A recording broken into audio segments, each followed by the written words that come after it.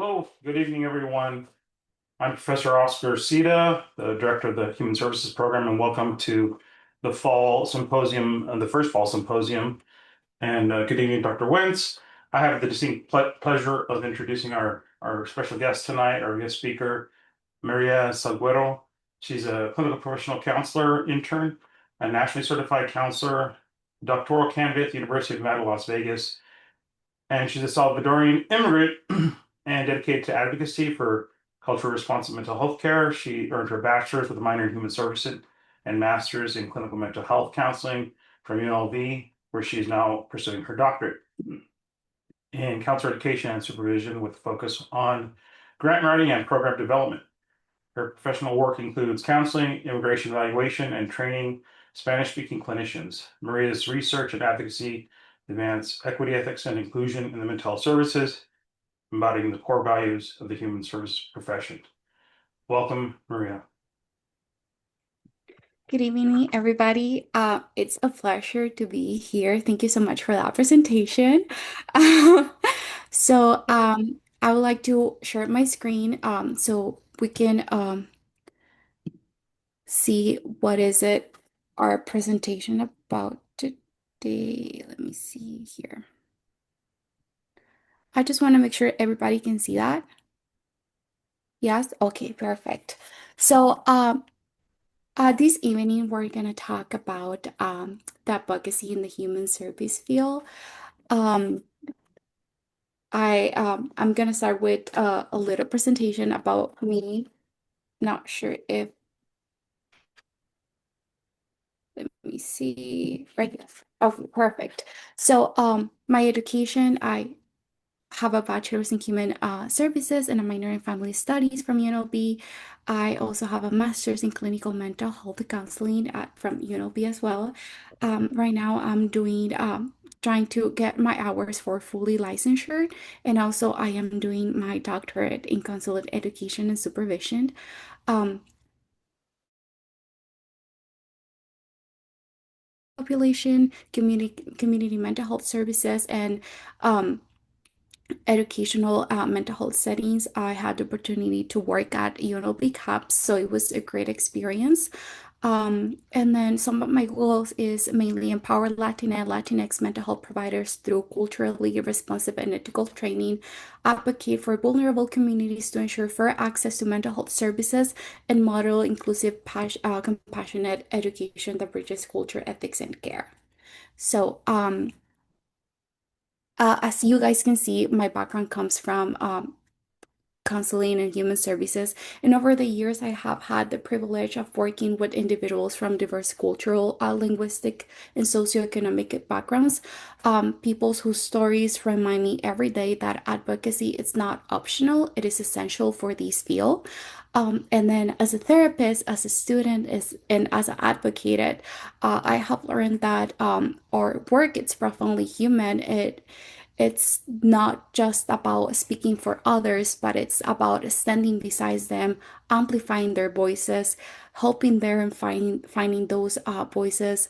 And as someone who has navigated my own cultural journey between words, language, and expectations, I have come to the I have come to see advocacy as both inner process and self-acceptance.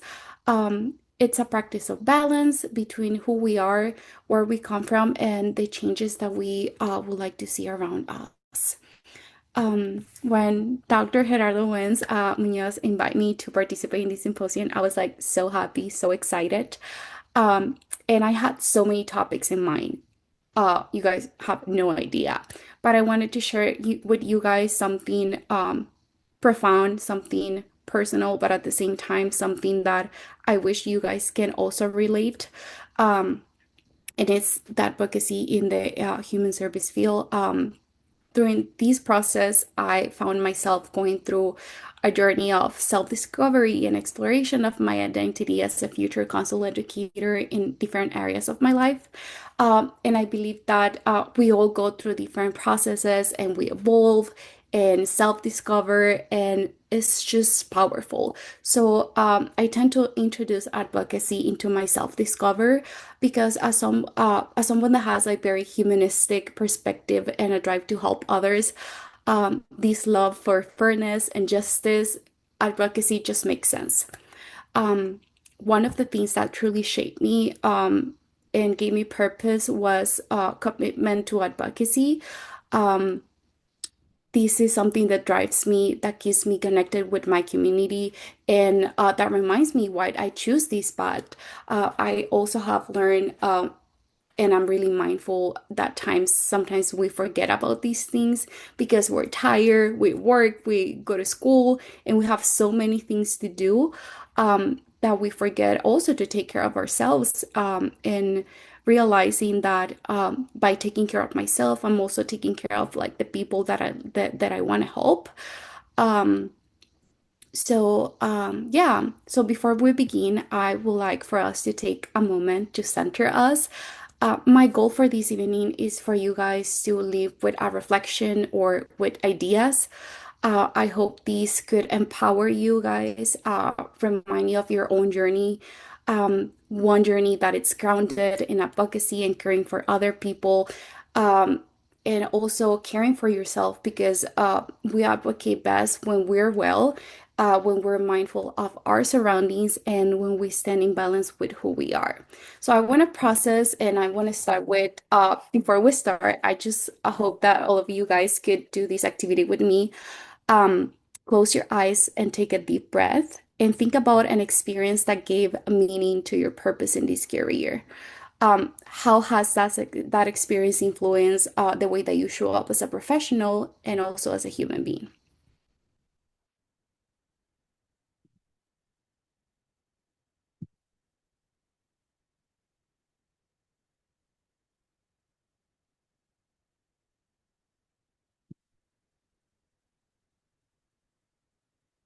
If you guys want to share some thoughts as well, would be great.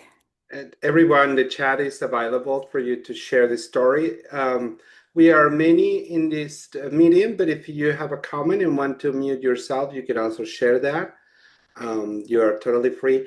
Maria, I also want to let you know that our students usually post questions in the chat, so I may interrupt your times to ask you the questions so you can share with the students. Thank you so Thank much. you.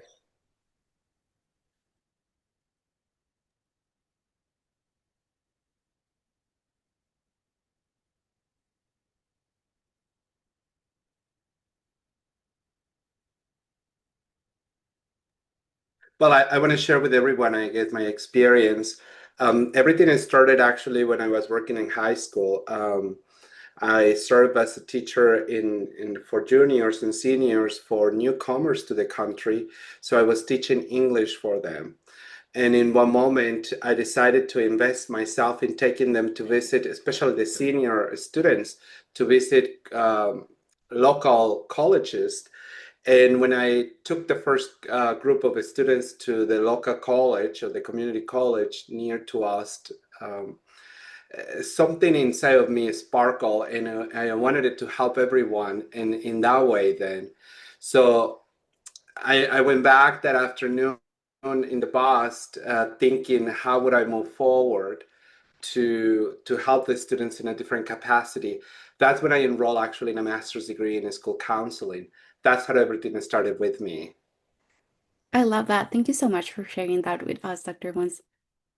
So I could see Isabel. I work as a caregiver, and when I first started, my eyes were open, and so many elderly struggles lived throughout support, associate, empathy. I love that, Isabel.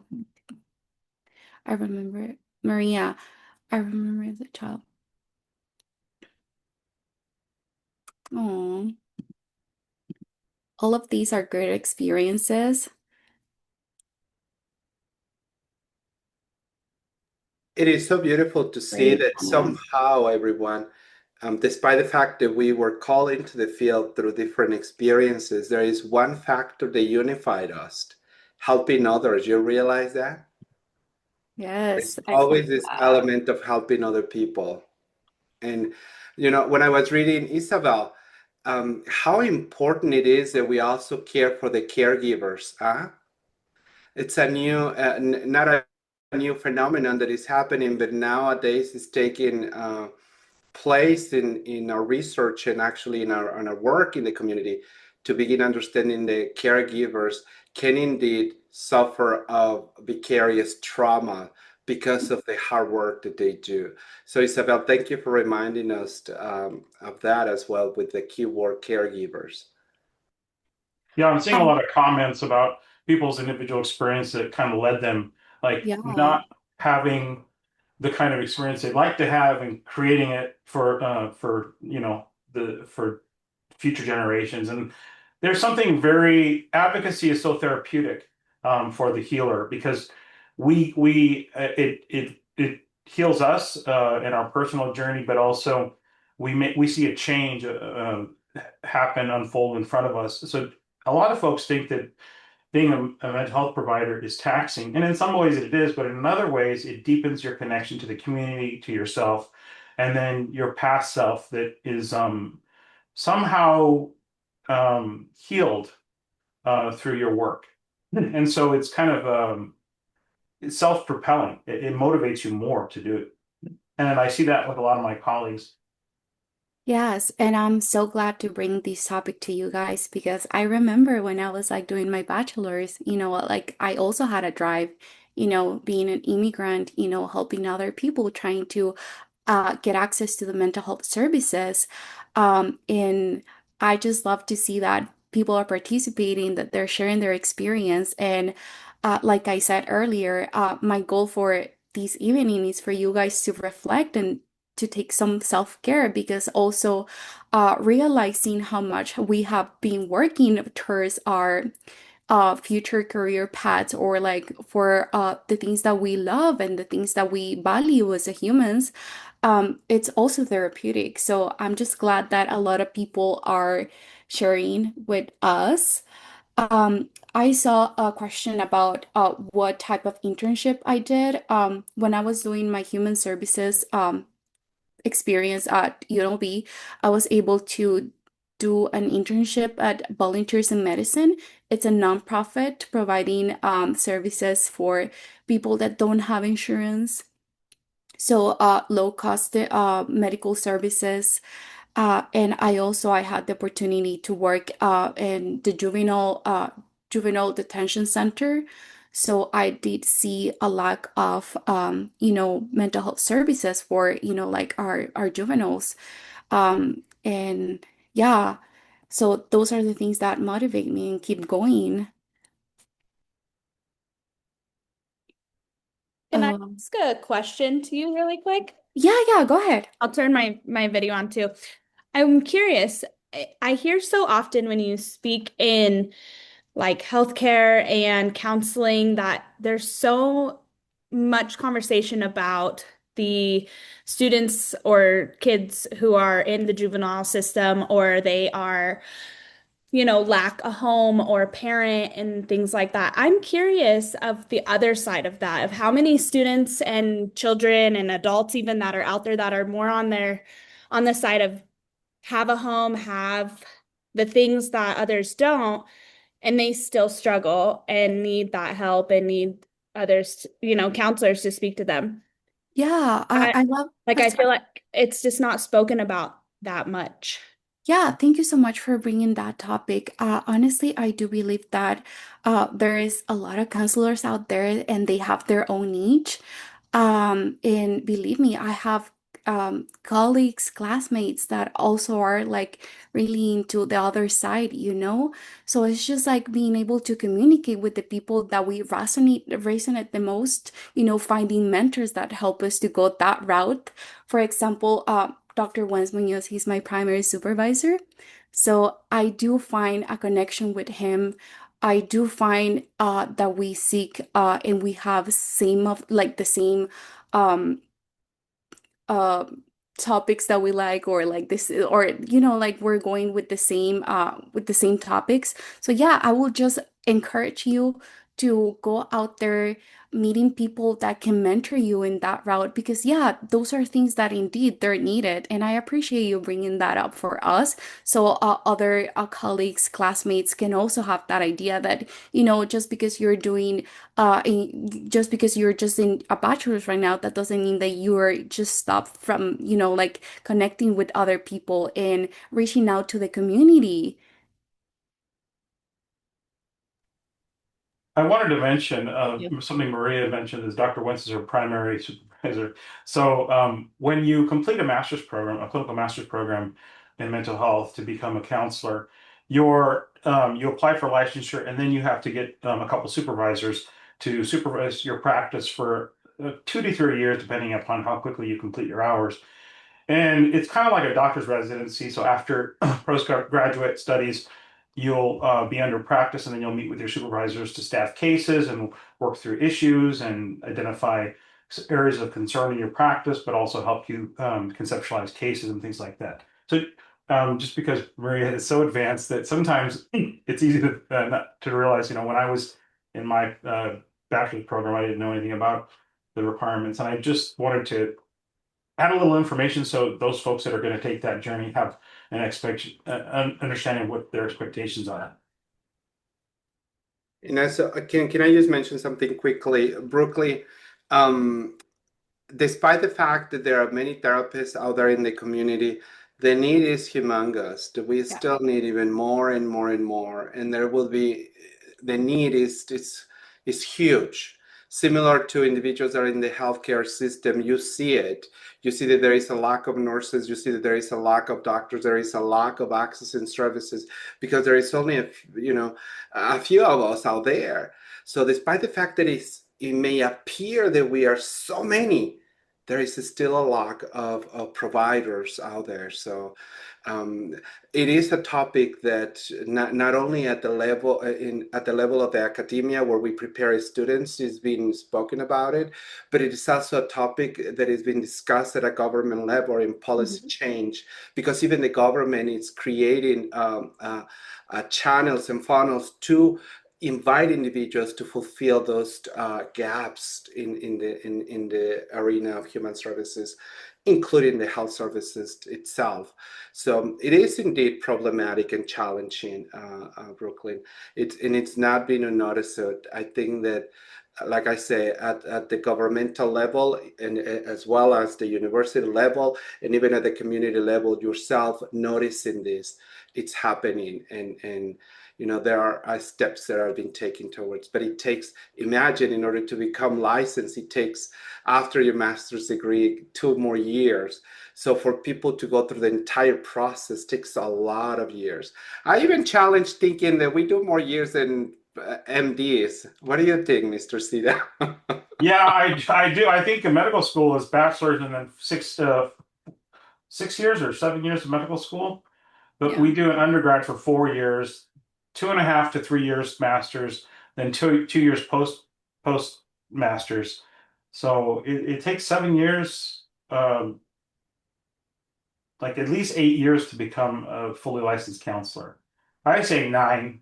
And we don't make as much money, but we have much more rewarding experiences. Because we're not pushed and pressured by the the reimbursement system in a way that disconnects us from our clients. We have time with them. We develop, very close relationships, therapeutic relationships, but they really deepen our experience with each other, rather than kind of just, I don't know, when you go to see a medical provider, sometimes you don't get the time, so many things for them folks for them to see.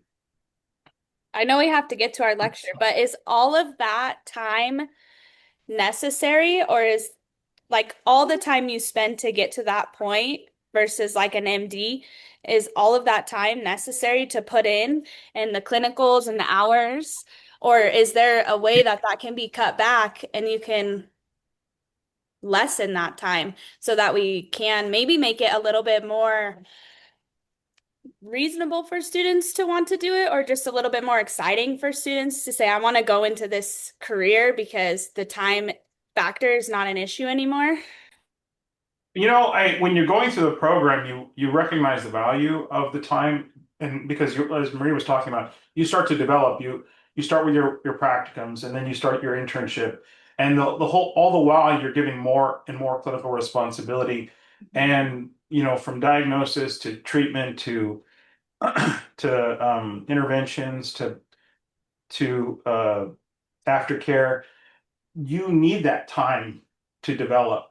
Now, can you do it? Can you do your bachelor's in 3 years if you take summer classes and your master's in 2 years if you take summer classes and winter break sessions? Sure. So you can cut that down to 5 and then 2 years postgraduate work. So you can work harder, but it's going to cost you. And then you can go through you can get your, the soonest you can get your license is in 2 years. But if you I caution that you can't rush development. So even if you get to the finish line early, you're still going to go through it as a professional. Yeah. And that's just the reality of it. And really, about 5 years into the profession, you start to really come into your own, specialize, kind of find your own way because you've been under the authority of professors for first high school, then college for so many years. You have to kind of shake off the shackles of academia and start to kind of blossom yourself. And I, as a supervisor, that's what I'm trying to get them to stop thinking like a student and more like a clinician. And it takes a little bit of time, but even that process is a development in itself. I like that point, thinking less like a student and a clinician. That's what you are. Like you are the doctor now. You are the provider. You have to, yeah, you have to separate that. Thank you. I Of appreciate it. course. Maria, well, I know we've been talking about. Why don't you continue?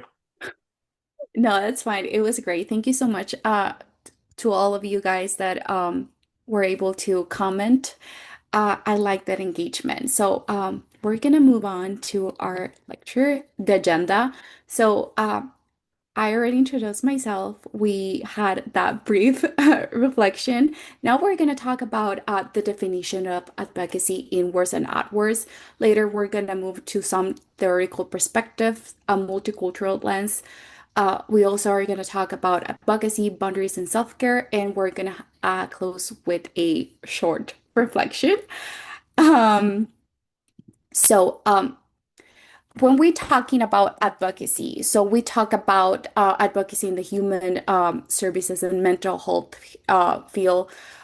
We often have this picture of speaking for somebody else and helping a client and challenging policies and fighting the stigma and making sure that the voice of the other people are like being heard. And that is part of it. But advocacy is so much more than that. I feel is not just a single act. It's not just one day that I went and I did my volunteering and, yeah, I'm an advocate. No, it's something that you live with. And that's something that becomes part of your identity, your mindset, and gives you, the drive and purpose. So, it's the way that we move through the world with intention, with courage, with care. And in this field, we live in two spaces, in the inward and the outward advocacy. Uh, One is about showing up for ourselves, that will be the inward. And the other one, the outward, will be showing up for others. Both are necessary, both are powerful, and both are deeply connected with our mental health. And, if we don't nurture the advocate within, our capacity of advocating outwardly, it's eventually is gonna dry. So, when we're talking about inward advocacy, it's the work that happens inside of our own hearts, minds, and inside of the professional spaces that we serve. It is how we speak to it in team meetings. It is how we um, when we feel that something's off, when we're able to, that name that burnout, when we feel tired before like it becomes a crisis. start advocating for yourself, noticing the things that you might feel that, they're not resonating with you, or things that you feel that, like I might need help with these. Because as an advocate, you carry so much weight that sometimes we forget that we need support as well. So, asking for supervision, asking for to talk to your professors if you have any questions, or like, like a crisis identity, like, I don't know if I should continue with a master's degree. I don't know if I should just like do a certificate, or like the PhD is worth it. And, a lot of questions. And that's when, like, communicating with somebody else, finding a mentor, like I mentioned a couple of minutes ago, it is so important. And it's also taking care of our own selves. Um, so it is about our ethical responsibility also, being able to take care about yourself, advocated for yourself. And then because in this field, our presence is part of the service that we offer. Sometimes when our presence is just being rushed or we're exhausted, sometimes the people that we're helping also are suffering because we're not helping the way that they expect for us to help, or we're not just giving our 100% for those. So it is really important learning how to say no, learning how to say no when your case full, it's already full. When you're trying to set a boundary about communication after hours, like replying that email at 9 p.m. sometimes might not be the best idea, advocating for, like having a good supervisor. Um, how do you talk about yourself after having a hard session? Sometimes we're going to meet with clients and the outcome is not going to be like how we expect. Like, how are we going to take care of yourself? How are we going to take care of ourselves after that? Are we just going to like brush it off and, like take it home with us? Or are we going to face it, reflect, and talk about with somebody that we feel that can support us, like supervisor, a professor, or, a mentor? Um, I know that these things might sound like really small and like, just like related to work-wise, but these are ways that you can start respecting yourself as a person and respecting yourself as a future professional or as a professional. So it's really great for you to keep in mind that if you're an advocate, you also need to advocate for yourself first. Um, Sometimes when we had some of you guys, I understand that might be in their internship or practicum for their bachelor's. Yes. Okay. So We have practicums at the associate's level and the bachelor's level, so it's a little bit different than the UNLV's program. So by the time they graduate, if they run through it, they'll have 4 semesters of practicum. yeah. So like with those experience of practicum, sometimes, like as a student, we just get thrown in things that we just don't expect. And sometimes are heavy things, things that we just don't know how to process because it's true, like we're humans. Sometimes we just don't know how to process things, and more when we don't have the experience or when we just like, like I'm trying to help this individual, but like I don't have the necessary tools in that moment, So it's really important for you to be aware of like we're gonna make mistakes or sometimes we're not gonna know what to do. And that is also part of our advocacy, being able to ask for support in those settings. Um, Can I so ask you a question, Maria? yeah. When you're faced with a situation where you've got a client concern that seems to be sticking to you and you're maybe overwhelmed at the end of the day, how do you, what is something you do to manage that experience? Um, First, I am really the type of person who likes their time. I would like to take 5 minutes for me to breathe. If I have another client or if I know that I have to do something after, I try to center myself. That will be, putting some white noise when I'm driving. If I, like I need to drive to another place. Or, I know that self-care or trying to center is just not about money, but what if I want to just get myself a coffee because it's gonna make me feel good and it's gonna get me through the next session. or, trying to contact my supervisor if I have enough time to talk to them, or reach out for a mentor, or, like sometimes maybe talking with a coworker might feel, that you're going to have that sense of like support in the place that you work, like making sure that you're able to talk to people around you and be able to express how you feel. And at the end, if I'm coming home, I really stay a little bit in my car and I try to breathe because I don't like to bring these things to, my home, my environment. I also try to I love nothing better than 10 minutes. Yes, right. The coffee and the walk. Yeah, I love it. I love that. And then I take my own therapy. I go to therapy. I feel like if you're in this field, like there is going to be a time that you might need to talk to a therapist about like what's going on, because I mean, I try to help as everyone as I can, but I'm just a human. And that's something that Dr. Wentz always mentions in supervision. It's not about how many clients you have, it's about the care that you give to those clients. So don't be overwhelmed because like you need to help, a caseload of 30 people. If you only can help a caseload of 20 people, but you know that you did your best, that's more than enough. And I also think, future Dr. Salguero, that when we begin thinking about advocacy in the sense of what I'm doing with myself, it's also important to remember that the outward advocacy, meaning the work that we do with others, may manifest in a very subtle way. Yeah. So we are often looking for changes that can be visible. But Yeah. at times, those changes are so small that if you are distracted, you may lose into them. I think about outward advocacy. In one occasion, I worked as a clinical case manager many years ago. And I remember taking one of my clients to the human service office to complete an application for food stamps.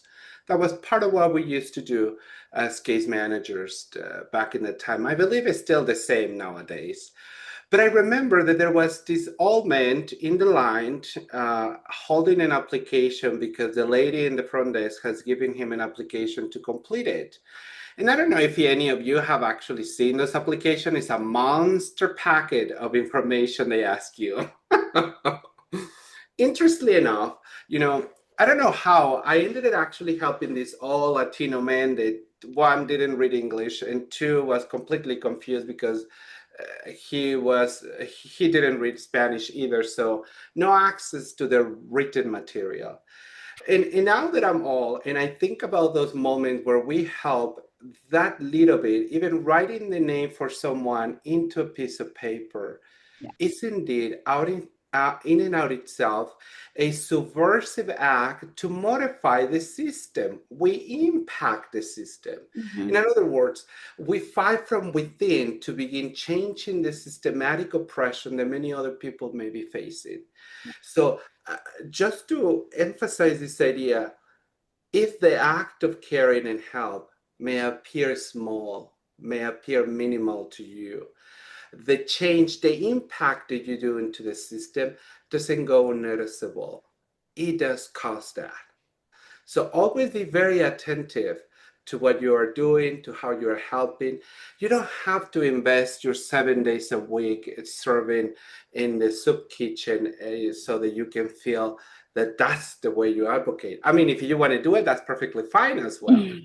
But the idea is that even your presence can be in and out itself a process of advocating for other people. Even when you don't say anything, even when you accompany someone to the doctors because they are afraid of going, you are indeed inviting this individual to feel comfortable with the system. And I don't know you, but that to me is supportive. And that to me means that we are, I use the word fighting the system, but I don't want to sound in that way. I meant to say allowing individuals to feel comfortable accessing the system. So when we think about ourselves and inwardly, it means that we are thinking about what's important to us, our values, our beliefs, how we guide ourselves, how we see life, our philosophy of life. And that's how our external force is manifesting in supporting others. So always be very attentive. I have been reading very attentively the messages. Many of you and your experiences came along by experiencing pain of other people, by experiencing being mentors of other people. Those are wonderful ways that can support the human being to indeed learn how to deal with the system. So just wanted to say that, Maria. Thank you. I love that. Thank you so much for sharing. Actually, we were gonna move to advocacy, and you made the perfect starting for that. So moving on with what we do outside, like Dr. Juan Munoz mentioned right now, like what are the things that we see, or like, we're always looking for doing like something like huge, humongous. Like, I mean, if you want to go to the White House and go, like there's nothing stopping you. But that doesn't mean that because you're doing something small, you're not doing anything. No, you're doing a lot of things. Sometimes the fact that you're smiling to somebody else in the morning, who knows if this person, like is having a lot of trouble and that smile is making them feel some type of way or happy, like, or being cordial with somebody else that probably is having suicidal thoughts and you might know not that. So we're the way that we put ourselves out there, it's the way that we also help other people. I like to see it as like we're a little sunshine and we're radiating other people with that. So just make sure that if you're an advocate, if you really have this drive and want to continue advocating for, a specific communities or different different things in general, just do so, but making sure that you're taking care of yourself. That way you can present yourself as your best version possible. Um, so, and remember that, when you're an advocate, it's not about rescuing the people, it's partnership with them. Because even if you want to go in counseling, like in counseling, we don't tell the people what to do. We might think, like this will be a good idea, but we don't tell them that because we just don't know their situation. They're, like the client is the one who knows their environment best, their capability best. So just be mindful with that. And then if client wants to do something, you support the client. You're there for the client. Um, but yeah, um, I moving would on. like to Yeah. I would like to put Mr. Seed on the spot. He was highly engaged into the what we call the ecological systems, not ecological systems, my apologies, the exosystems, meaning Yeah. the government. Mr. Sira, would you like to share your story when you were so engaged in politics and you were so, he was actually in TV and all that. Yeah, there's been a number of times in my career that I've been able to advocate to the legislature and serve as a professional that helps inform our electorate. And so politicians are in the kind of public facing, they might be really competitive, they might be very idealistic, but when you get them alone or you're in committee work with them, they're very human and they're very approachable. And you'll just say something like, "Did you know, that X amount of returning veterans are susceptible to depression and suicide, and no matter what ideological framework they come from, you can reach them, their human core, and they will say, "What can I do? How can my office help you?" And I would say it's been every politician. I had the opportunity after my graduate program to go to Washington, D.C. and meet with senators and congressmen, and one day that bill that I had advocated for passed, and the VA accepted CPCs as recognized as mental health providers, because prior to that it was only social workers and psychologists. So it opened a whole new career path for professionals, and the feds pay pretty well. They have great benefits, but also there was a lot more providers available to veterans. So there's lots of instances where I've had the opportunity to do that. And of course, in our program curriculum, in our 250 and our 450 classes, those human services capstone classes, we have advocacy work to teach you. How do I access my, my local politician? How do I advocate for my community? How can I write a presentation to stakeholders that will influence, decisions? And we're not just preparing you to be professionals. We also have, management, supervision, finance, and advocacy work. So all those things are important because if you don't know how to do one of those, you're going to fall short. What I found is that some students gravitate towards clinical work and others maybe to administrative, but the goal and the mission is the same. So you find something that best suits you so you can stay engaged in the profession, be passionate, and find your way to help. I love that. I love that everybody has their own path, that everybody has something, like that they're passionate about. So just because, somebody that or a mentor is doing something that you like, but you might be more leaning to other things, be open and also, like open yourself to other ideas because like you might end up liking both, or you might end up starting one and then ended up in another one, and that's completely fine. Like you get experience, and you get to see the other side as well. So when we're talking about integration of the inwards and outwards advocacy, um, something beautiful happens. It's how each other sustained and create balance in between both. They become the heartbeat of meaningful services. When we care about ourselves, we bring clarity, steadiness, and emotional regulation into our outward work. When we advocate for others, we remind of own capacity of courage, compassion, and purpose, and it becomes a cycle. The inner awareness, the outer action, the deeper understanding, and the renewed compassion. So everything is like a little chain, and this is how advocacy becomes a practice of becoming.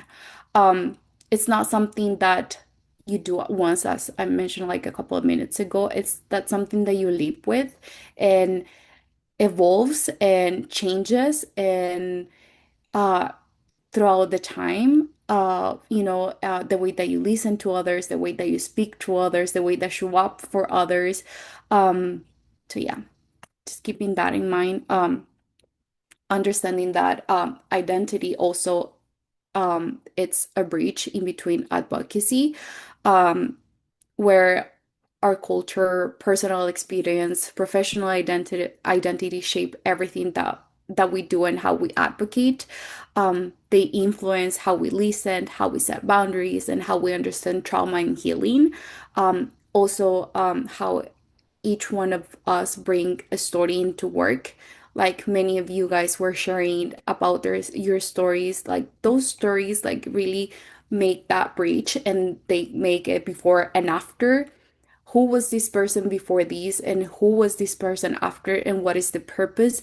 How you like decide to bring resilience and healing, not only for you but only for also for other people.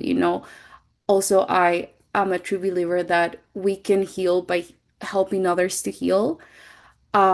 That human experience of sharing, understanding, um, and having something in common, it's what makes that human connection. And sometimes it's one of the best ways that we could, um, advocate with others, or talk about what's going on, or even with your clients. I know that a lot of, well, therapists or a lot of people that work in the human service field at their own niche, and that's totally okay because we're never going to be experts on everything. Uh, you're not going to know everything, and you might not want to work with everything. So having your own niche, knowing with what and who you want to work, it's really important.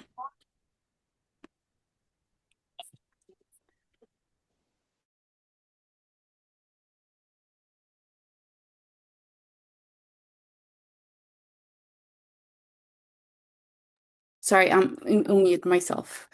Um, so so far, you guys have any questions? Um, anything from what we've been talking about, inner work and outer work, any reflection?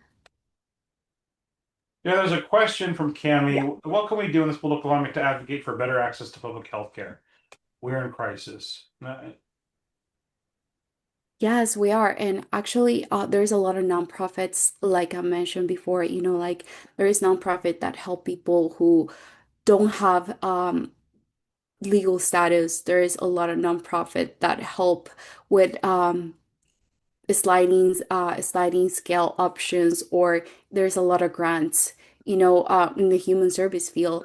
If you guys are really interested, there's like a route for you to learn how to write grants for nonprofits, to advocate for the community, being able to be out there, getting to know the community, getting to know what resources are out there, but also like being mindful and understanding how is the political environment affecting my client, or like the person that I'm working with. Because sometimes we might find a solution, or sometimes, like it's just how laws and how things are, like they're just tricky. And sometimes we can just find a loop into it. But being mindful and aware of like what's happening, not just because, it doesn't affect me, doesn't mean that it's not going to affect my client. When we talk, or when we have that mindset, we're coming from a place of privilege. So being mindful of what are the things that I can do, and how I can, like um give myself some time to learn and study more about other things. I want to answer that from a different point of view. So one of the things we can do is ask our politicians to set more money aside for public health care, especially mental health care, because it Yeah. drives physical health as well. And it's not just having, clinicians available to provide treatment, it's also prevention, like healthy green spaces or plazas or parks or places where people can be take walks and feel safe and comfortable, because all that stuff goes into having a healthy community. And so directly, politicians really want to please the public, whether you know it or not. And so when you call them or you meet with them or you even just call their office and talk to their staff, they will pass those messages along and they will start to hear a theme and they'll say, we need to react to this. I worked in city politics for a while. I was a city employee for 11 years, Mm. and I worked at state level and things like that. So I know the mindset of a politician is, if I don't please the constituency, I'm not going to be reelected. So they will respond, and sometimes they're doing great things that we don't know about. I wanted to highlight that SB 165 that had just recently passed, and we've been given money by the state to provide scholarships. And SB 165 is a bill that is creating a new type of behavioral health worker. They're behavioral health and wellness clinicians. They're bachelor's level. Our bachelor's program in human services qualifies you with your practicum to apply for licensure upon graduation. And I know most of our folks are geared towards addictions, but this is a new license that has been approved. It's going to be administered by the psych board, the Nevada Board of Examiners for Psychology. And of course, the most important thing is it's a reimbursable service. So you'll have you'll have job prospects with your degree that kind of broaden what you can do. So these things take years for people, for like senators. I think it was Senator Wynn, who had sponsored the bill and got it through. And it's really usually a bipartisan effort, because people recognize on both sides that mental health is a big issue, and they're usually pretty good to go. But it still takes a lot of time and effort, and we're just beginning this. And one of the things that they've tasked me and Dr. Wentz with is to how do we integrate this into our bachelor's program, so folks who want to take that route have that opportunity. You'll be seeing more coming down the line. I'm meeting with our dean tomorrow to talk about uh, scholarships and marketing, so folks know that it's available. But I encourage you to look it up, and I'll try to share some more information as the semester goes on. It's SB 165, and it's a behavioral health and wellness practitioner for Bless, what that is. That's great. Thank you so much for sharing that. I think the marketing and making others aware of it might and like make them wanting to continue this path and helping others as well. Um, Moving on to some 30, I kind of want to bring some 30 to the lecture just because there is a lot of 30s that really talk about advocacy and humanism. So starting with the cultural humility, um, that is a lifelong process of self-reflection and learning. It is it mainly recognize that we will never be the ultimate experts in the field. In general, like I was saying, I believe that no one is an expert. I feel like we just go in a lifelong journey of like learn and uh learning from others and learning from like the good things that we do, that like the mistakes that we make. So yeah, uh and we're not also experts with like within the client experience, only the client knows how the experience goes, like we could relate because like, oh yeah, like something similar might happen to me, but we don't process the same thing. So being mindful of like those experience, be open be open to be or having an open mind with the client, being curious and willing to listen. And I believe that those three skills are just like key for the human service field. Um, Being honest with ourselves and checking our biases is really important when we're talking about cultural humility, staying open to learn, and because we just don't know everything. We also have the intersectionality concept, that people don't experience life through the single identity. We're shaped and we have overlapping systems like race, gender, class, culture, so many things. And we often look at advocacy outwardly with intersection. And these remind us that there are systems that we're trying to change that might be complex, depending on the intentionality of the person that you're working with, the individual, the client. And people carry several layers of identity that influence, and some of them might come from privilege, or some of them might come from oppression. So being mindful of it, and that our advocacy must honor that complexity and no one size fits all approach. So meaning that not all clients need the same things, not everybody needs the same approach or support. There's people that might feel more comfortable just by giving a list of things that, like you could do. Some others might need more support. It's depending on, background, depending on their culture, and some of them might be afraid, like to ask questions or to really ask, like, like, can you guide me through it? Some others might feel some comfortable. So being able to also learn how to read that when we're talking with, clients or with individuals in artwork. Um, There is a question, Maria, that I would like to ask you. yeah. Emily is asking, what can you do to stay in love with a profession where you can't physically get out there or do what you love? I'm currently super sick and I can't be around little kids like I want to be. So what are the options when you love actually the profession, but there is perhaps a physical challenge or an illness that may prevent you in relation to this idea of advocating? Okay. So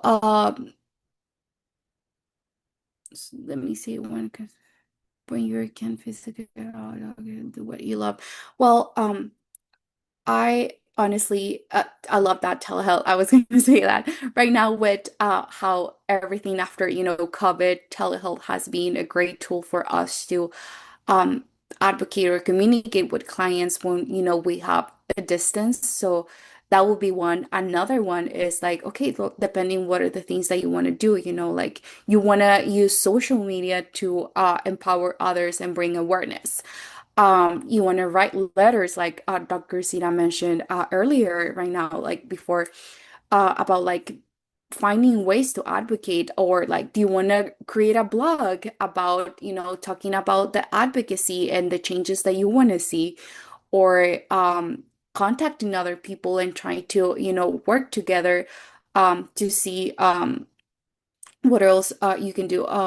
It says struggling to find OTPT therapist. Okay, so like those type of things. I don't know if that answers your question.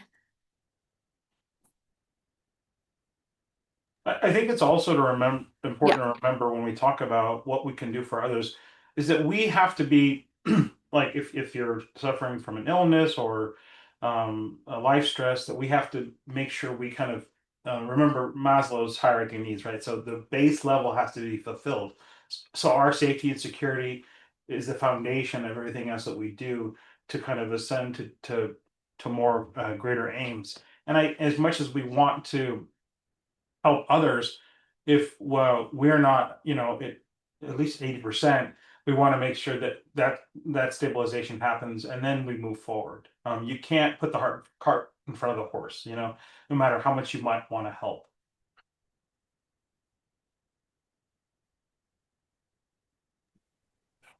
Totally. Sorry. I was wondering if I could add a comment and just get like your impression. So I just know for me, like I had some experiences throughout my life that just really made me think about the biases that I had, um, and things like that. And then it really made me want to start changing like who I was, not just based on like the biases that I hold towards other people, but the biases that I hold towards myself, especially when it comes to mental health. And for me, that's something that I really try to, when I'm working with a patient or working with their parents or working with somebody, is I try to understand what biases or stigmatisms that I'm seeing that they're giving to their child or giving to their parent or giving to somebody else, to try to help understand how I can like better help them to be able to get the help that they need, because so many people deny the mental health issues even when they're experiencing like such hardship and sadness.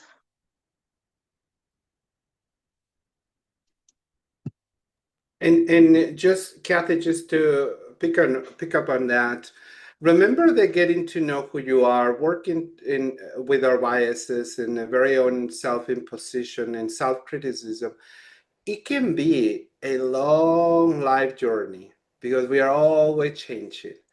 The beauty of this awareness, Kathy, that you're sharing with us today, comes with the idea that you're reflecting about it. And this is what we are always called for, to being reflective. Hey, I'm noticing that this is happening to me. This is how I feel. I notice that I have particular bias towards particular groups, or even in my own decision-making process. That awareness is something, it's not aligned with you, allows you to reflect constantly. And when we reflect, we grow. So perhaps, it's going to take our entire life. I mean, eventually it will be wonderful to take action, right? But the idea is that as long as the process of being aware and noticing what is happening doesn't die, we are called to continue growing and blossom as human beings. So I'm glad that that's coming to you and you're realizing, there are moments in which I know there are particular things that I need to change. And that's actually, in terms of advocating for other people, that's where the fuel comes in. That's how the fire gets ignited, when we reflect, when we know that there is a need for change, not only internally, but also systematically out there. As I'm reading all your comments, there is a need for help. There is a need for more providers. There is a need for more money. That there is a need for more preventative programs that may enhance the quality of life of people. So this is what we are actually, if I dare myself to say it, that's what our goal is. Not only, Mr. Sita, I will count you in as well. This is our great mission, to install the mentality of continuously growing and reflecting on how we can continue supporting, but not with the idea of forgetting about you, with the idea of being healthy, joyful, and happy, so that whatever you put out there, the outward advocacy has power. That's where the passion lies. That's where we get so moved to say this has to change. And I'm going to go and yell at Mr. Blah, blah, blah in Boulder City. So thank you, Kathy, for reminding us that this inward advocacy does begin with the need of changing something about us as well. It's a self-reflective process. Thank you. Yeah, I just want to add to that, like, thank you so much. And, like, that's the human in you, like, you're just being human. And, these biases come from, like your learning experience, your parents, your family, your culture, your background. So it's something that also shapes you, and it's what makes you human. But at the same time, like the fact that you're like realizing these and that you really want to change, it's great. I mean, you're self-aware. Sometimes we are gonna catch ourselves doing that because like we all do. We are humans. We have our we are like, like in a specific way to think, a specific way to, like sometimes, like judge people, or like, and we try to catch ourselves doing that. But yeah, I appreciate you mentioning and bringing that up, because that happens, and this is part of our work, because sometimes we're gonna work with people that don't have the same values, that don't have the same um experience that we had, and probably we're just not gonna understand. But it's our job being able to be open, being able to embrace that, and that's when roaching comes. Like, okay, tell me more about it. Tell me more about your experience. Like, it stops of being like, oh my God, why this individual is thinking like that, instead of like, okay, what is this person going through? What is this person went through, and why do they think like that? That's when your human side is coming as well.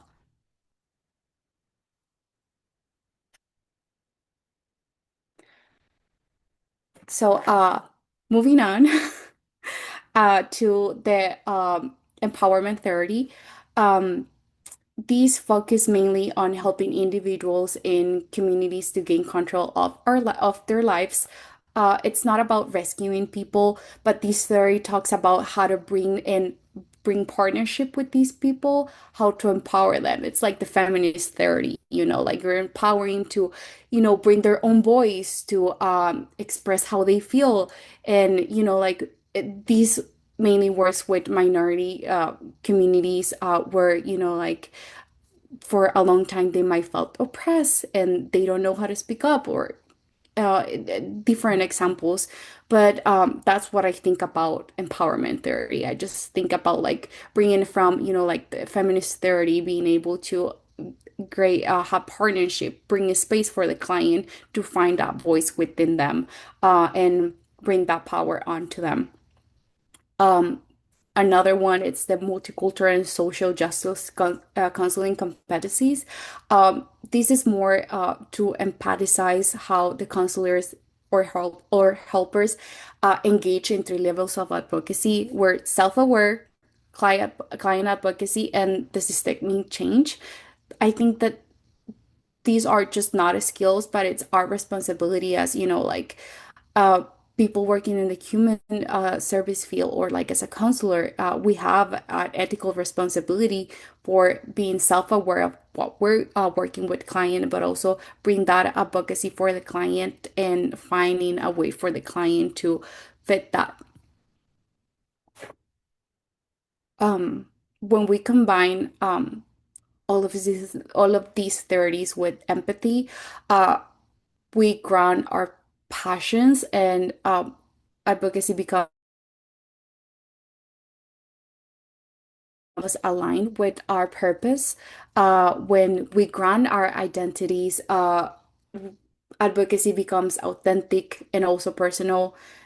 For example, me as a Latina therapist, my understanding of advocacy is not separated from my culture, from my community, from el familismo, from my experience as an immigrant, from my resilience and my storytelling. And my advocacy is rooted in that. And like you guys were sharing also, like your advocacy is rooted in that, like that's where your passion is. That's where, like the people that you want to help is. And like we have so many people, we have so many cultures, we have so many backgrounds in this country, and there is place for everybody, and there is place for more advocates, for for more helpers to bring that on. So yeah. um that might be different for somebody else that, it's a first gen college student or a first generation born in this country, or as a survivor, or, as someone that grew up in a system where they didn't always got to get seen. And that's how these experiences had guide them for them to be in this field, right? When we acknowledge them, we advocate for a place of understanding, and advocacy looks like when we form our identity, not only by doing so, but also by being with, um, just being mindful of like advocacy. It's in us as well. I just very quickly, Maria, when we combine the idea that we need to develop cultural humility and um, uh, the skills necessary, although, maybe in another presentation we'll discuss cultural humility and this idea of standardizing that humility. Um, we'll discuss that. But the idea of bringing your humility, your ability to recognize your needs, who you are, your bias, your prejudices, your belief systems, your values, understanding who you are, and actually filtering all that through the ability of serving others. This idea of client-centered, this Yeah. idea of the other is important, and then empowering everything with the idea of I'm here to support you so that you can support yourself to empowerment. What you have is this wonderful product that is that out in and out itself recreates resiliency for the individual that you are supporting. But as Maria was sharing with everyone, she's operating from her background. She brings in the totality of who she is. And that indeed is a defining factor for passion. It moves you, it flows almost automatically. So, thank you. Thank you so much for that. Moving on to the multicultural lens. I know I feel like we're just jumping. This has been great so far. Just let me tell you guys, I just want to have a little moment to thank you again for sharing with us and sharing with me especially. Um, it just feels nice being able to bring that in you, and thank you again. So we're just gonna move to the multicultural lens, and the way that this lens is the way that we have this lens, like everybody has this lens, and that's the way that interpret the world, how we see things. It shapes how we understand people, how we respond to challenge, and how do we choose to advocate. It is true that whether we realize it or no, we all see that through that lens. It's being shaped by, like the culture, upbringing, language, and lived experience. And we all have biases. That's something that we were talking a few minutes ago as well, like where the biases come. What is like what is that my bias are coming from? Where are they coming from? And why are they coming in like in these in this form? Um Sometimes, biases might come from trauma. And it is good to uh it is good for us to realize, or like to think out, or like just to self-reflect about like how this is like showing up for us. Um, because everybody has gone through it, or families or communities. And it's just like shapes the way that we see colors, the way that we perceive people. And it's beautiful, but it also means that this lens isn't neutral, and this is why reflection is really important. So I would like for you guys to take a moment and maybe talk about, you know, how has that lens or your, background, cultural experience has shaped your lens. So if I understand the question is just for us to reflect on our experiences and how it shapes how we view the world and how experiences are affected through that lens. Is that right? Yes. Okay. Because of the timing, Maria and Mr. Sita, would it be okay if we do a group processing, like sharing in the open mic or in the chat, so that because we have 15 minutes left, and I'm just concerned that we will not have enough time. Yeah, okay. I'm open to that. Yeah, thank you so much. Thank you. So everyone, you can put it in the chat, or you can open your mic and share. Just as a reminder, the question was, how has your experiences, your multicultural experiences, or even your own experiences, shape or filter the way you support others or the way you advocate for others? I'll speak if that's okay. Go for it. Okay. I think viewing the world through, I guess, in regards to substance abuse disorder and the families and how they view their loved ones that are suffering from that particular disease. Having some experience it from my past, my family's point of view was very, why are they doing this to me? Why didn't I raise them right? You know, what's causing this? And it's just like that stereotype that's on there. And so working at my practicum, I see a lot of families that are starting to do like the therapeutic interventions with their loved ones. And so they're starting to kind of gain perspective on it and not take it so personal and be offended. And they're starting to, I guess, see it from the perspective I've always seen it through. So I guess that's one example. So what I'm hearing you saying, Keaton, is separating the illness from the person. Is that right? Correct. Okay. Yes. Yeah, that's something that you'll find when you're working. And Keaton is working in what is I forgot the agency you're doing your practicum at. Serenity Mental Health. Serenity. Okay, that's in Las Vegas, and it's such a great experience when you start to see how people come in looking for help, and of course the family has to be part of it because addiction is a family disorder in most cases, because there's enabling, there's all kinds of dysfunction that's kind of feeding it, and sometimes the addict is the scapegoat, and they find this way to cope that is really unhealthy. So as there becomes an attitude of mistrust and betrayal because the addict relapses over and over and over, or the person suffering from SUD. I don't like to use the word addict, excuse me. And then when we give the family time to discuss what's been happening to them and they hear themselves and they're able to process their experience, they'll say, I don't hate Tommy. I'm not mad at Tommy. I'm mad at how it's destroyed him and how it's hurt the family. And then there can be some healing, reconciliation. And then that experience of hearing the pain that has happened to the family from the individual that's suffering from SUD is a motivating factor to maintain health and well-being. Because they're like, I don't want to go back to that. I don't want to hurt my family this way again. I can't go through this again. I hear a lot of folks when I worked in inpatient care, and they'd say, this is my last chance. Like, they're like, I'm not going to survive another go round, and they know it. Thank you, Keaton, for sharing that. And I'll stop. Thank you. Thank you so much.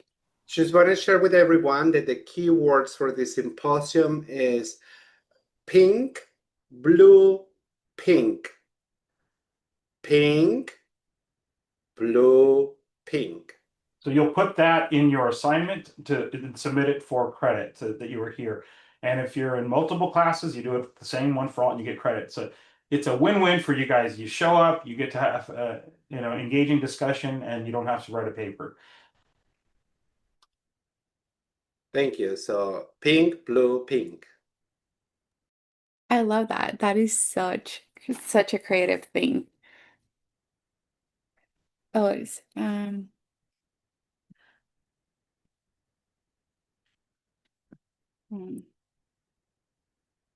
Okay, so I know that we don't have as much time. I would like to move real quick to self-care, just for you guys to because I want to leave you guys with these. You know, self-care looks different for everybody. Um, but as an advocate, in this field, we all know that taking care of ourselves, and this is the conversation that we have been discussing throughout the whole symposium, is being mindful of like you matter. And if you're good with yourself, you're good and you're ready for others. Um, Advocacy can be deeply, deeply emotional work, and we hold people's pain. We're push against systems, and we just give a lot about ourselves in reality. And if we don't protect that, if we don't protect our energy, or we don't nurture that well-being, advocacy just becomes exhausting instead of empowering. And, like that's when, the burnout comes. And that's when, like, oh, I just need to complete my hours so I can, graduate with my internship, or, like completing my practicum hours comes, where it's just like, oh, it's something that I just need to complete. Or, you're having a bad day at work and you're seeing a lot of people, and it's just like, oh yeah, well, it's 3 more days until Friday.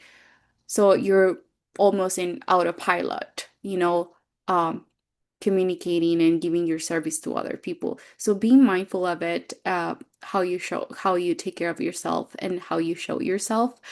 Um, and yeah, it is for sure a challenge. Sometimes we don't know that we're overworking until we get to our limit, because we're so used to it. Like, okay, I need to work, I need to go to school, I need to make my hours and this and that. We're just like all the time, and we just don't stop and think about or reflect about what has been going on with me. Like, am I sleeping right? Am I having a good eating habits? Or, like, am I drinking too much soda or too much coffee to survive? Like drinking a Alani at what, 7 p.m. of night might be not the smartest thing to do. But, so I just want to be I just want for you guys to be mindful, taking care of yourself. And I want to thank you again for, being so responsive in this symposium, talking, sharing. And sometimes it's like really hard to share about, like the things that you have been gone through, or, I just wanted to give you space and a time for reflection instead of like writing a paper like I just heard.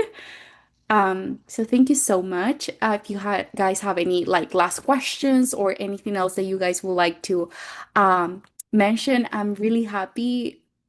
Maybe we can answer like 2 questions or something like that, just because of the time. But thank you again. Thank you. We have a few minutes left, 8 minutes to be exact. If you have any final questions that you want to ask or share, correct, Allison, that's the key word. So you just put that into your assignment. Any questions, any final thoughts? I know everyone is thanking you, future Dr. Salguero. So thank you for being with us tonight and for reminding us the importance of advocacy, and more so to reminding us the importance of caring for us, as well as to get to understand our own personal uh, uh, existence, if I may use that word. Uh,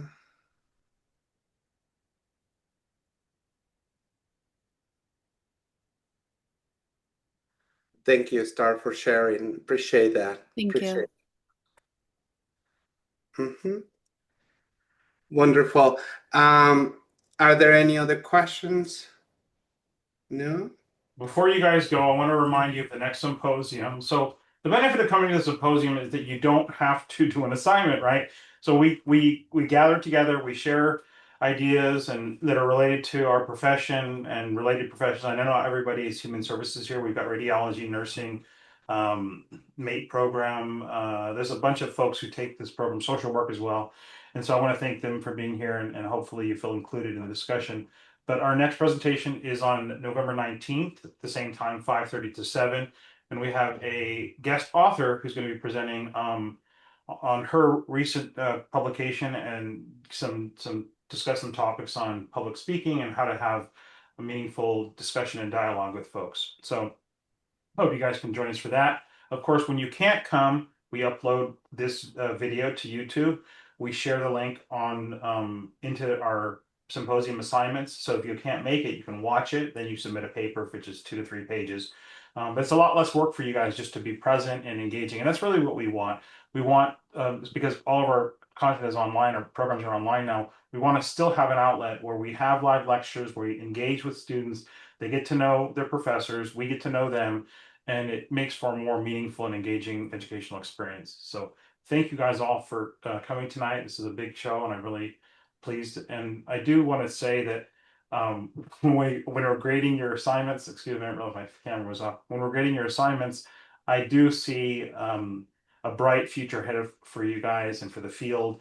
Compassionate folks who are self-aware, who are reflective, who understand the struggles that society is facing, and have the bravery and courage to do something about it instead of just sitting back and complaining about it. You're sacrificing your lives, in a sense, your own personal time, so you can be somebody that can help heal our communities and our society. And of course, there's a great benefit to you and yourself, and is that we vicariously are healed through our acts of kindness and compassion. So with that, if there's any more I had comments, a question. go ahead. I asked it earlier, but I think it got passed up. When you were speaking about talking to the politicians and you having the experience, could you, or I'm not in your class this year, Professor Oscar, but I am in Dr. Wentz's. Maybe an email, I can email you and ask, but could you structure some questions or comments that would be a good conversation starter for politicians of, like, what can we ask them? What kind of comments would, want them to engage with us more when we call them or go have a meeting with them? Yeah, I think what's important is that once you kind of formulate, like, what is the problem, and I always ask myself, what are the kinds of solutions I want to see for the future? And so it's something like, I want to advocate for homelessness regarding mental health. Okay, so what is that about, and how can I use my professional knowledge and experience to help inform that? And I might have to do some research on it, like, academic journals, scholarly work, and bring that into like a very, elevator speech for the politician. And but also look up what politicians, that's their their banner, because there are some politicians who they have a cause, and you want to try to ally yourself with them. Not everyone's going to be on the right committee. So there are politicians, and within the political bodies like the Senate, let's say the state Senate, there are subcommittees, and those subcommittees have a lot of power in how money is spent and policy is written to change laws or set aside funding for certain initiatives.